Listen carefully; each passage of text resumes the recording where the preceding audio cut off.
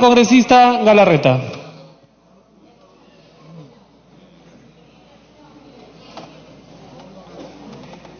Presidente, me pide las dos interrupciones la congresista, si usted lo permite. Congresista Vilcatón tiene las dos interrupciones.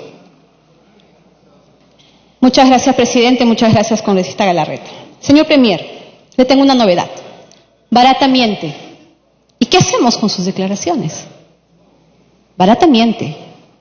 Yo le hubiera dado el voto de confianza el día de hoy si usted hubiera venido con un ministro de Justicia diferente. Porque están traicionando a nuestro país con ese acuerdo vergonzoso. Sepa usted que le estamos pidiendo al Ministerio Público inicie diligencias preliminares contra el procurador Ramírez, frente a su actuación el 7 de diciembre en la suscripción de este convenio. Si de Palma se trata, señor Premier, usted tiene que ser el primero en cumplir la política pública de la lucha frontal contra la corrupción. Y si usted va a ser vocero de Odebrecht, señor, usted está vulnerando esa política pública. Estamos empezando mal. Los peruanos se van a poner de pie y lo van a aplaudir, señor, el día que usted luche frontalmente contra la corrupción, no en un discurso, sino con acciones. Esta denuncia tenía que haber salido del Ministerio de Justicia y no la hicieron. La interpelación desarrolló la indignación nacional, pero no se adoptó ninguna acción en concreto. El señor ministro no decidió por decoro dar un paso al costado, pero quedaba en usted la reflexión. Tampoco lo hizo. Pongan conocimiento. Estamos pidiendo al Ministerio Público inicie las acciones contra el procurador Ramírez porque los intereses del Estado peruano, señor, se defienden. Yo he sido procuradora. Yo denuncié a Odebrecht. Odebrecht pone y saca presidentes. Yo sé cómo en ese Ministerio de Justicia y en esa Procuraduría Odebrecht presiona. A mí me destituyeron por revelar. Claro, procuradores como yo luchábamos por nuestro país. No nos sujetábamos a los antojos de esta empresa. Le reitero, barata miente. Muchas gracias, señor presidente. Gracias, congresista. Puede continuar, congresista Galarreta. Muchas gracias, presidente. Bueno, primero nuevamente saludar al presidente del Consejo de Ministros, a los ministros, en todo caso para si alguien nos está viendo por televisión, dejar constancia que soy peruano de nacimiento, le pido perdón si alguien se ofende, pero creo en Dios, creo en la vida, en la familia, soy heterosexual, amo a mis Fuerzas Armadas y a la policía cada vez que por defender a un peruano se enfrenta al terrorista o a los delincuentes. Esos son mis principios básicos. Presidente, hemos escuchado durante casi toda la tarde debate que va en torno a una presentación que, como lo dije, eso es todo lo que tiene el presidente Vizcarra, eso es todo lo que nos envía de propuestas el presidente Vizcarra a través de su presidente del Consejo de Ministros. En julio, el 11 de julio del 2018, le presenté este voluminoso documento al presidente Vizcarra y a nuestro colega que estaba entiendo, presidente del Consejo de Ministros, porque casi pasaba desapercibido, y le presenté este documento de un viaje que hice por 3 regiones, por Tumbes, Piura y Lambayeque, como presidente del Congreso, donde existe un montón de caseríos, un montón de distritos sobre la ruta de la reconstrucción. Se lo voy a alcanzar al presidente del Consejo de Ministros, pero va a cumplir un año, y sigue exactamente igual hasta el día de hoy. No se ha avanzado absolutamente nada. Y lo que me pregunto y se pregunta a todos los peruanos, y creo que lo decía muy bien Javier Velázquez, que con venir a comentar al estilo del señor Vizcarra, cuestionar a un poder autónomo, más allá de que nos guste o no, quienes hayan estado o no hayan estado, sobre una decisión, ¿con eso vamos a resolver el problema de la reconstrucción? ¿Qué estamos planeando, planificando, presupuestando, pensando para el Bicentenario? ¿Qué vamos a encontrar como país? ¿Qué nos quiere dejar esta administración para el Bicentenario, presidente? Con lo que hemos escuchado vamos a enfrentar la delincuencia. Señor presidente, el tema venezolano, más allá del buen trabajo que ha hecho Cancillería y el Ministerio de Relaciones Exteriores, ya se les fue de las manos. ¿Qué nos han traído? El tema de Venezuela, y a quienes los recibimos con todo nuestro aprecio y nuestro corazón, no es una migración cualquiera, es un éxodo. ¿Y cuál es la respuesta del gobierno? Con lo que hemos escuchado ahora, o sea, no vamos a agarrar y bienvenido cualquier extranjero, pero que viene y roba, no vamos a ponerlo en la frontera de una vez. ¿Qué se necesita hacer para enfrentar la seguridad ciudadana? Lo han dicho acá, para las motos. Toque de queda, que salgan los militares. ¿Qué se necesita? Para darle la confianza. O delegarle facultades, a pesar que le hemos delegado un montón de facultades. Pero no No nos han dicho nada. Nos han hablado de ideas, de eslogan, incluso en algo que yo puedo comentar muy bien. Ha hablado sobre la persona con discapacidad, ha dicho el programa Soy Capaz, ¿no? Ya me hace acordar al alcalde Muñoz con Tu Valores, La Maceta, ¿no? Ese es el señor Muñoz, que parece Villarán 2. Soy capaz. Póngale un traductor a las personas que sufren de sordera, pongan rampas, hagan accesibilidad, los programas, los nombres, los clichés. Yo sé que hay un sector que gobierna con eso, con consultorías, nombres, clichés. La gente quiere resultados, presidente. Y desgraciadamente, a mí no me da confianza, repito, un gabinete que nos ha presentado a través del presidente del Consejo de Ministros una propuesta de ilusión como si estuviéramos en el primer día de gobierno. En el primer día de gobierno. Ahí he escuchado hasta una conductora de televisión de los domingos que dice, sí, pues, pero déjenlos trabajar. Es interesante cómo nosotros ahora tenemos que debatir con los medios, ¿sabes? Es interesante. Hace un rato también almorzaba y me parecía muy gracioso ver algunos trolls que seguían a un colega mío que había dicho una mentira, pero como ya se había acabado el debate no pude responderla, pero por si acaso, en el plan de gobierno de Fuerza Popular, en educación no se habla de enfoque de género, para que quede claro, se habla de los programas sociales, pero en el entendido, entre igualdad de hombre y mujer, no la distorsión y la forma como destrozan el concepto de género para sus intereses particulares, que son dos cosas distintas. O sea, el enfoque de género no es el problema es cómo lo distorsiona en el Perú el Ministerio de Educación y algunas personas o algunos parlamentarios que quieren jalar obviamente agua para su molino. Presidente, ¿qué va a pasar con la ministra Flor Pablo Medina, cuyo abogado, el señor Ronald Gamarra, toca en familia, pues no en amigos, así las ONGs, IDL, los amigos, los fiscales, ahí están, todo el grupo? ¿Qué va a pasar con ellos, presidente? ¿El señor del Solar la va a mantener en el gabinete? Puede ser que esté en investigación. ¿Cómo? Y el señor Eresi, con una llamada inocua, el presidente Vizcarra no dijo se va. ¿Qué decía? ¿Qué había en la llamada? Nada. Hablaba con sinvergüenza y nostroza, pero ¿qué decía? Nada. Lo sacó en una, ¿por qué? ¿No le gustaba? ¿Porque chocaba con los procuradores que son de una posición ideológica que tiene el Ministerio de Justicia? Y hoy día 3 ministros cuestionados, viceministros reciclados del corrupto de Humala. O sea, ¿cuál es lo nuevo que nos trae el gabinete, más allá de la presencia del señor presidente del Consejo de Ministros? ¿Cuál es lo nuevo? ¿Cuál es lo que quieren plantear? ¿Cuál es la forma de salir adelante? ¿Cómo vamos a reflotar la economía? Por favor, no hablo de su hermano, estoy hablando de cosas interesantes. ¿Cómo vamos a reflotar la economía? ¿Cómo vamos a salir de la pobreza? ¿Cómo vamos a bajar los indicadores de anemia? Entonces, presidente, si nosotros queremos pensar en la confianza de un cuarto gabinete, porque ojo, este no es un año del señor Vizcarra, esto ya es un gobierno que viene del 2016 y para muchos es la continuidad del humalismo. Además, acá está una amiga, ministra además, amiga de la universidad, pero ministra de ese gobierno. Entonces, la continuidad del humalismo que tanto daño le ha hecho el Perú, ahí está. Entonces, ¿cuál va a ser la novedad? Yo sé que hay un grupo que ya ha dicho que va a votar en contra porque esta vez no le han nombrado ninguna ministra, porque tenían sus ministras también. Y yo sé que algunos, seguro, con buena intención, quieren buscar algo para su región y entonces conversan con los ministros. Pero es un tema político, presidente. Por supuesto que nosotros vamos a apostar por todas las cosas que sean buenas. Pero nos han dicho algo para salir adelante, nos han dicho, por ejemplo, mañana responderé. Cuando se ha levantado el ministro, a quien le mando saludos, el ministro de Economía, a responder, yo pensé que iba a decir, no es verdad que se han aumentado las consultorías, no, lo que dice es que sí es legal, que la norma sí puede, pero no dice, yo pensé que iba a decir, no, es falso, no se ha duplicado, nos está diciendo o debatiendo o refutando que sí se puede hacer, eso es lo que ha dicho el ministro, pero no ha negado que se esté gastando esta gran cantidad de plata en consultorías. Entonces, presidente, además de todas estas ausencias de seguridad ciudadana, desnutrición, de anemia, de colegios, no encontramos nada. Sí, hemos encontrado algunas frases bonitas. Es más, yo he visto que va a haber plata nuevamente para los artistas, ¿no? Para las expresiones artísticas. Puesto ya conocimos cómo fue en el Ministerio de Cultura las expresiones artísticas, a los amigotes, ya sabemos. Pero, ¿qué hay de real que la gente quiere ver? Se habla de tantos jóvenes, pero ¿qué hay de real? Y menos, presidente, cuando, y vuelvo a comentar esto porque eso es una línea y es su derecho, no estoy cuestionando. Así como hay hasta una productora de noticias y un medio de comunicación que ha salido ya a marcar su posición cuando uno ha criticado lo que ha salido en el Poder Judicial. Es interesante ver acá han aplaudido a los hermanitos, los ministros, algunos, no, la resolución del Poder Judicial ya no son hermanitos, ahí sí vale, ahí sí son buenos, pero no importa. Es difícil, presidente, para que quede claro, negociar la defensa de la familia. Es difícil, presidente, negociar cuando no se respeta la autonomía de los poderes y vienen a ganar titulares antes de presentar propuestas concretas. Es difícil, pero no vamos a negarnos, presidente, a apoyar.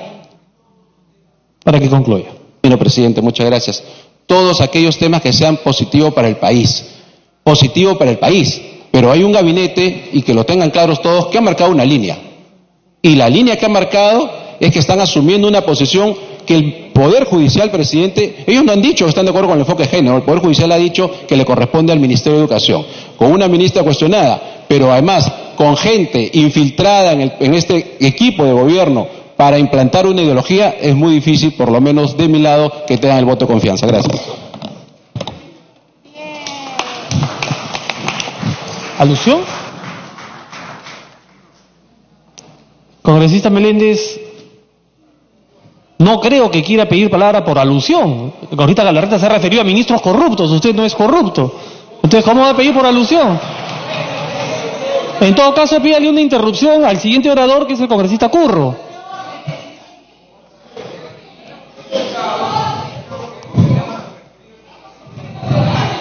Pídale la interrupción al congresista Curro, yo se la concedo. No hay problema. Congresista Curro, le pide la interrupción, se la concede. No, me he pedido la interrupción. Sí, Congresista Arauz, no se ha infringido el reglamento como para que usted pida una cuestión de orden. Congresista Curro tiene la palabra. presidente, me pide interrupción el congresista Ceballos. Congresista Ceballos tiene la interrupción. Gracias, congresista Curro. Gracias, presidente. Yo me quiero referir de manera puntual, señor Premier, al tema de los hospitales de Piura. Usted ha anunciado en Piura que se desecha la asociación público-privada y se van a resolver por inversión pública. En Piura lo que estamos exigiendo, Premier, es poder asegurar estos hospitales, porque usted también ha señalado que el 10% se ejecutarían por reconstrucción y el resto, usted plantea la necesidad de dispositivos legales desde el Congreso para hacerlo realidad. Nosotros lo que quisiéramos saber es cuándo, Premier, se van a disponer las medidas presupuestarias para asegurar luego los dispositivos legales que hagan realidad los hospitales de Sullana y alta complejidad de Piura. No queremos solo anuncios, Premier, sino realidades en el tema de la salud. Gracias, presidente. Congresista Curro, la segunda interrupción, congresista Meléndez. Congresista Meléndez tiene la segunda interrupción. Presidente, si hemos invitado al gabinete y al Premier, presidente, lo mínimo que tenemos que hacer es tratarles con el respeto que ellos se merecen. No hay que abusar, presidente, porque ellos no pueden usar un micrófono como usamos los parlamentarios para gritarles como queremos. Dos partidos corruptos nos quieren dar lecciones de moral, el APRA y Fuerza Popular. Inclusive nos hablan de reconstrucción. Sorprendido, presidente, congresistas de la célula parlamentaria aprista nos hablan de reconstrucción cuando hasta el día de hoy, presidente, encontramos en Pisco casas caídas que no han podido reconstruir el APRA. 29 colegios emblemáticos hemos heredado del APRA, presidente, que no se han terminado hasta el día de hoy.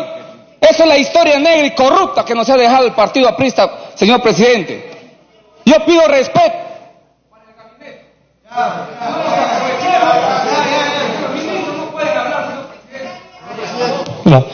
En este momento le voy a dar el uso de la palabra por haber sido aludido a su partido político.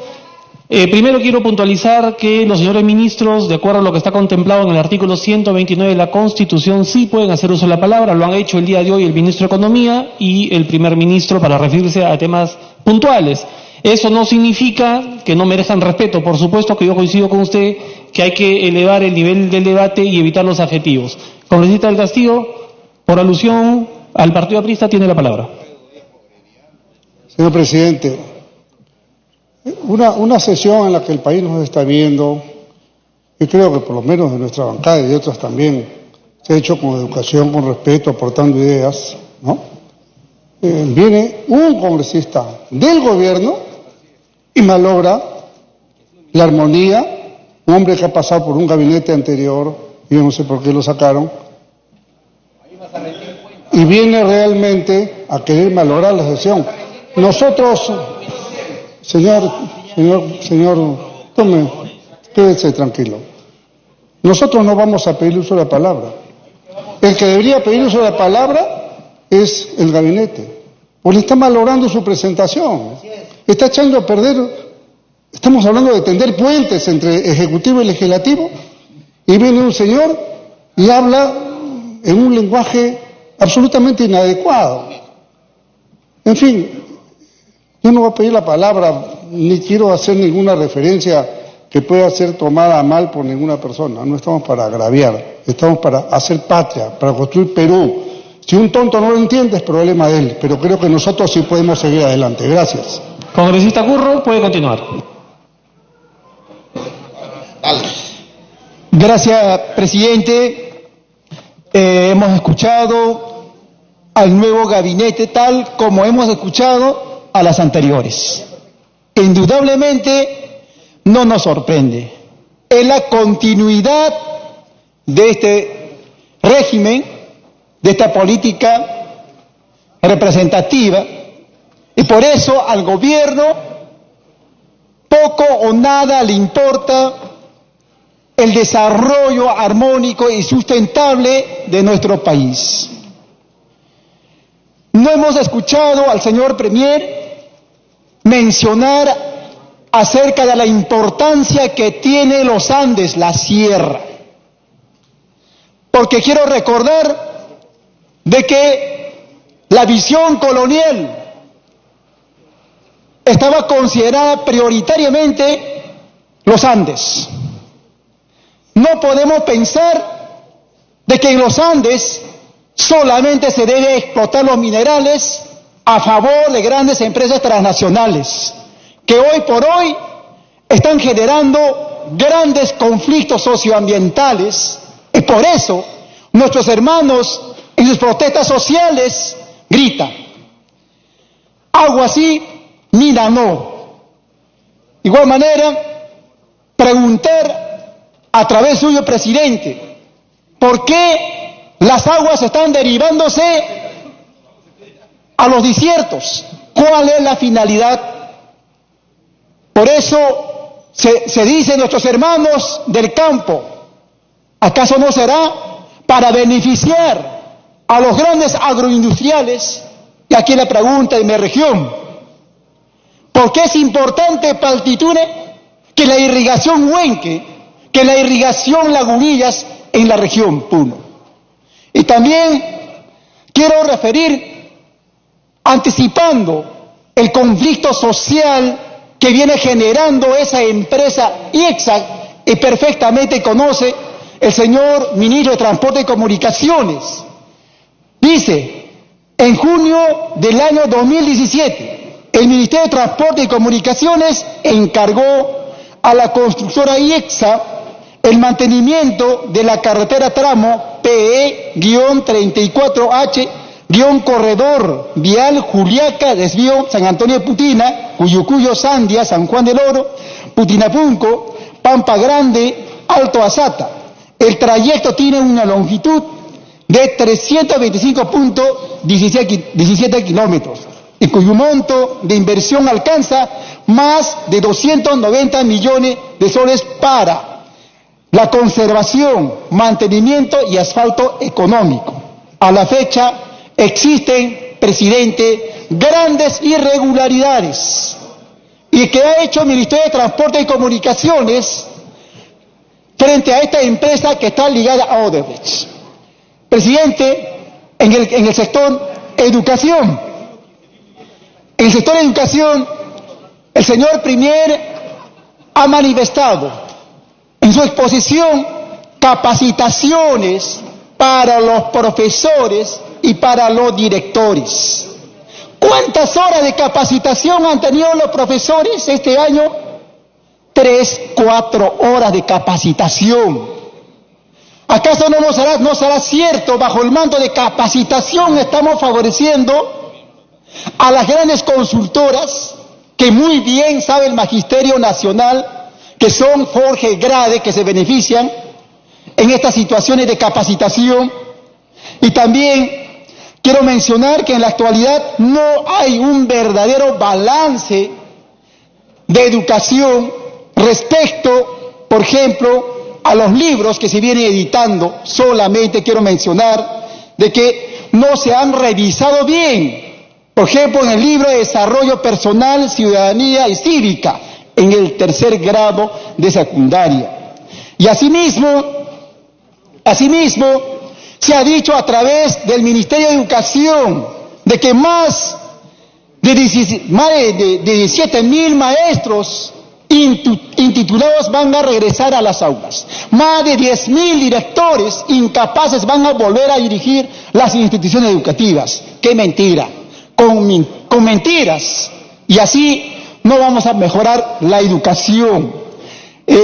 Presidente, ya para terminar mi participación, y también quiero mencionar referente a los trabajos en sector educación. Puede trabajar un profesor hasta en 3 jornadas, hasta en 3 turnos, con tal que no tenga dificultad en su horario, habiendo tanta necesidad de trabajo para tantos profesores. Y por eso no está descontento el Magisterio Nacional. Sabemos muy bien, hay corrupción en el Ministerio de Educación, y saben los funcionarios. Y también en los órganos descentralizados. ¿Qué se ha hecho respecto a ello?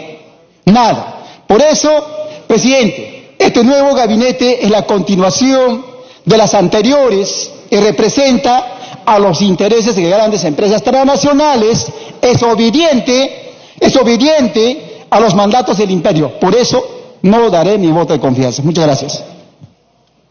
Tiene la palabra la congresista Indira Wilca, en vista que no está la congresista Gilboño.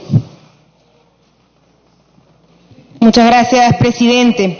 Presidente, creo que comparto con mis colegas la experiencia que ha significado tener ese tipo de debates en el Parlamento. Son 4 pedidos de confianza que nos ha tocado debatir, son experiencias cada una distintas. Sin embargo, sí hay cosas que creo que expresan una cierta continuidad. Muchas de las cosas que ha expresado el Premier en su discurso son importantes. Muchas cosas también las hemos escuchado ya antes en este tipo de debates.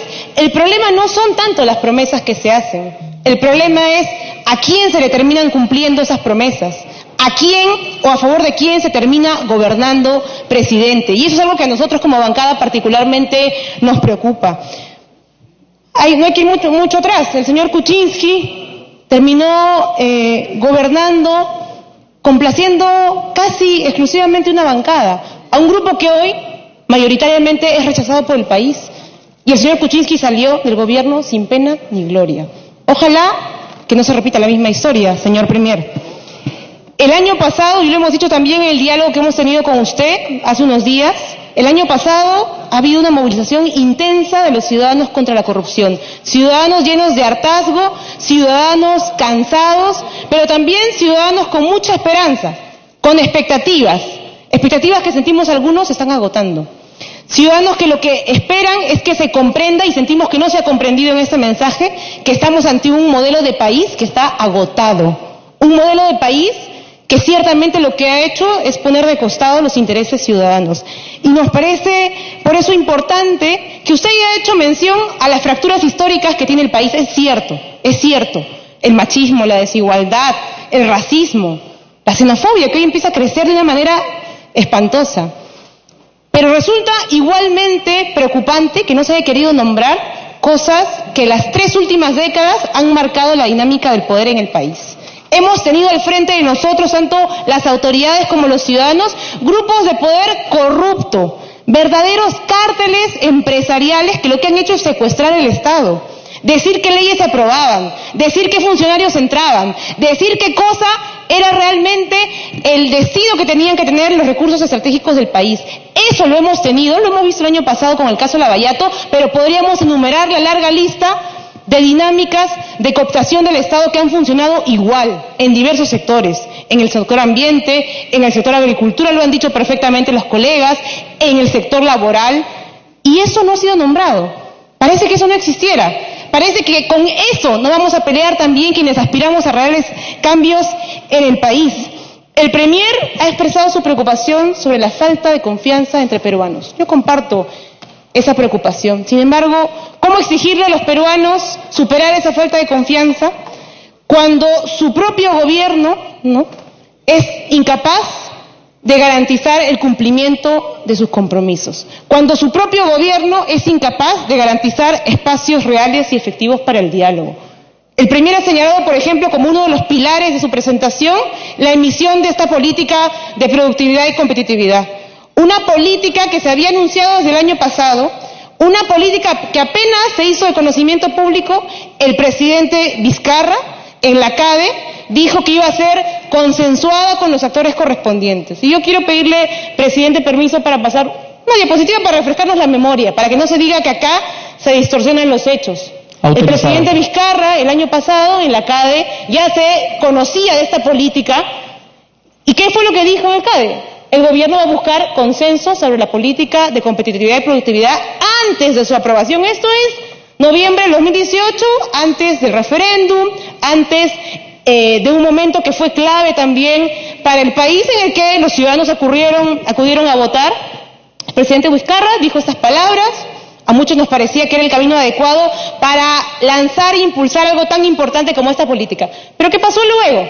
Esta misma vocación de diálogo se ratificó en el espacio de diálogo social, donde justamente se construyen las políticas en temas laborales. El Consejo Nacional de Trabajo, en diciembre del mismo año, el Consejo Nacional de Trabajo tomó el acuerdo. Si ustedes verán ahí, está reunido el ministro de Trabajo anterior con los empresarios. Ahí está el señor Benavides, no me equivoco, y los señores representantes de los trabajadores. ¿Y qué hizo el Consejo Nacional de Trabajo?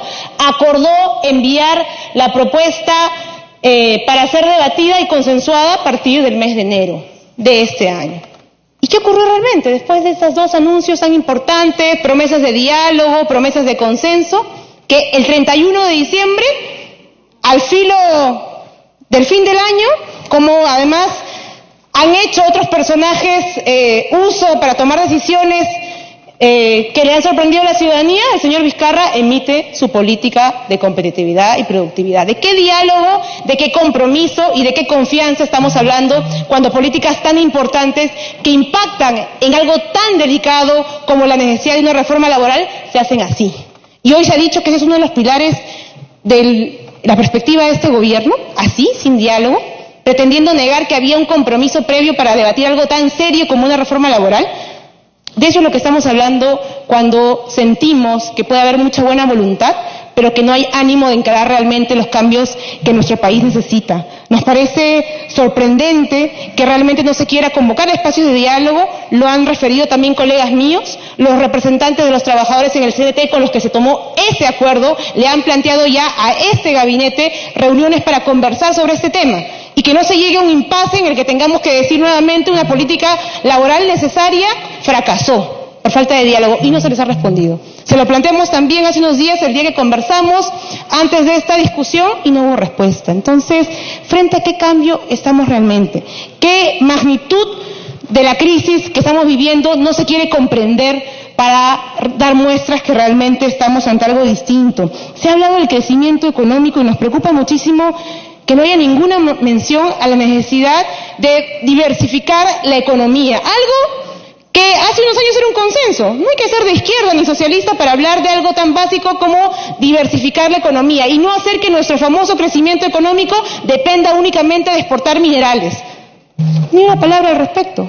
Ni una palabra al respecto. No hay un plan de diversificación económica que realmente se busque implementar. No hay una política para revisar esas exoneraciones tributarias que tanto daño le están haciendo hoy a nuestra economía, a nuestros ingresos. No hay una sola palabra. ¿Por qué? ¿A quiénes no se quiere tocar cuando se evita hablar de medidas Para que concluya, por favor. medidas tan urgentes como esta? Eso es lo que nos preocupa y eso es lo que sinceramente nos ha generado hoy día como bancada la sensación de que estamos ante un discurso lleno de buena voluntad, pero que está cometiendo el error de caer en el más terrible continuismo. Y ese continuismo no lo podemos dar como una oferta a la ciudadanía. Es irresponsable no ver que hoy, mientras la gente está esperando cambios reales, que mientras la gente está esperando que haya autoridades valientes, se aplique y simplemente se apueste por las mismas medidas que lo que han demostrado es fomentar la precariedad, la falta de derechos y la ausencia de un Estado que realmente defienda sus fueros. Para terminar, presidente, quiero decir que efectivamente compartimos algunos valores que se han expresado en este debate. Nosotros compartimos la necesidad de luchar contra la homofobia, luchar contra el racismo, luchar contra ciertas taras que hemos ido arrastrando a nivel de la sociedad. Pero créanme, señor presidente, por su intermedio al premier, que no se puede acabar ni con la homofobia, ni con el machismo, ni con esta xenofobia que empieza a crecer en nuestro país si la precariedad no se combate. Vean lo que está pasando en nuestra región. Hay un conjunto de sectores antiderechos, casi fascistas, que empiezan a ganar terreno. Y no se Para que concluya, por favor. resuelve esto simplemente aprobando normas, no se resuelve esto simplemente dando discursos, se resuelve garantizando igualdad efectiva de derechos, se resuelve acabando con la precariedad, esa precariedad que le alegra así a muchos empresarios de la CONFIEP, esa precariedad que parece el ministro de Economía no comprende cuando insiste en aprobar ese tipo de políticas inconsultas y sin dejar de repetir ese mantra de que los derechos laborales son sobrecosos. Eso no lo compartimos y eso no lo vamos a respaldar. Por eso nuestro voto ha sido decidido. Congresista, que no puedo seguir dándole adicionales, por favor concluya. Por eso nuestro voto ha sido decidido en función. Audio para que pueda concluir. Por eso, presidente, nuestro voto ha sido decidido en función de esta presentación, no de las promesas, sino de la constatación de que estas promesas nunca van a ser cumplidas a la ciudadanía que hoy lo reclama. Gracias.